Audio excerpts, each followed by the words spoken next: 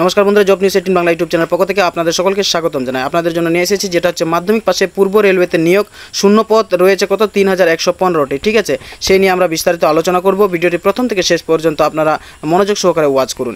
এই যে নিয়োগকারী সংস্থা, সেটার নাম হচ্ছে ইস্টার্ন রেলওয়ে। ঠিক আছে, এবং পদের নাম হচ্ছে অ্যাপ্রেন্টিস বা শিক্ষানবিশ। ঠিক আছে, আর যে সমস্ত ট্রেডে নিয়োগ করা হবে সেগুলোর তালিকা দেওয়া হয়েছে এখানে। ধাপে ধাপে আমরা একটু দেখে নিই। ফিটার রয়েছে, টার্নার রয়েছে, মেশিনিস্ট রয়েছে, ওয়েল্ডার রয়েছে, ইলেকট্রিশিয়ান, পেন্টার, কার্পেন্টার, অনেকগুলো পদ রয়েছে, সেগুলো এখানে ধাপে ধাপে দেওয়া হয়েছে। ঠিক আছে, প্রয়োজনে আপনারা স্ক্রিনশট করে নিতে পারেন।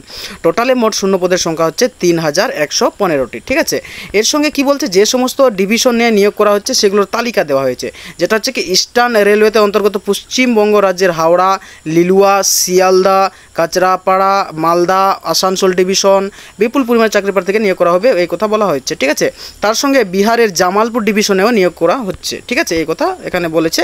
তার সঙ্গে আমরা একটু দেখব আবেদনের যোগ্যতার দিকে। এখানে প্রথমত বয়স সীমার কথা বলা হয়েছে, যেটা হচ্ছে ন্যূনতম 15 বছরের কথা বলা হয়েছে এবং সর্বোচ্চ 24 বছরের কথা বলা হচ্ছে। ঠিক আছে, বয়স হতে হবে। তার সঙ্গে কি রয়েছে, শিক্ষাগত যোগ্যতার কথাও বলা হয়েছে।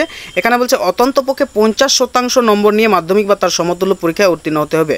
এর পাশাপাশি সরকারি ভোকেশনাল প্রশিক্ষণ প্রতিষ্ঠানের তরফে নির্দিষ্ট ট্রেডে জাতীয় স্তরের সার্টিফিকেট থাকতে হবে, এই কথা বলা হচ্ছে।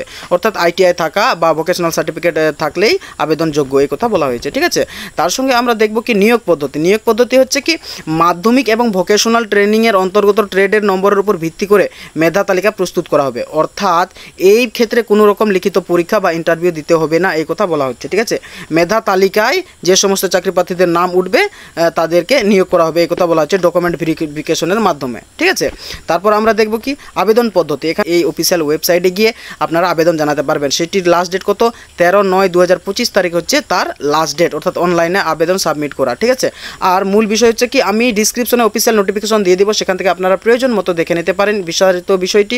আর আজকের ভিডিও এখানেই সমাপ্ত করছি।